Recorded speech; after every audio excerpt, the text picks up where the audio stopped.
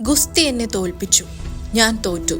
ഗുസ്തിയിൽ മലർന്നടിച്ചു വീണതിന്റെ നിരാശയിൽ വിരമിക്കൽ പ്രഖ്യാപിച്ച വിനേഷിന്റെ വാക്കുകൾ ലോകത്തെ വിഷമിപ്പിക്കുകയാണ്.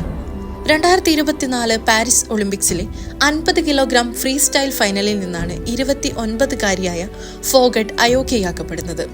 ഫൈനൽ ദിവസം തൂക്കി നോക്കുമ്പോൾ അനുവദനീയമായ പരിധിയിൽ നിന്നും 100 ഗ്രാം കൂടിയതിനാലായിരുന്നു അയോഗ്യത കൽപ്പിച്ചത്. ഇതോടെ തന്റെ ധൈര്യം തകർന്നുവെന്നും ഇനി തുടരാനാകില്ലെന്നും പറഞ്ഞ വിനേഷ് ആരാധകരോട് മാപ്പ് പറഞ്ഞുകൊണ്ടാണ് തന്റെ മഹത്തായ കരിയറിന് ഒടുക്കം കുറിക്കുന്നതായി അറിയിച്ചത്. അല്ലെങ്കിലും നിരാശ ഒരു മനുഷ്യനെ കൊണ്ട് എന്തും ചെയ്യിപ്പിക്കും.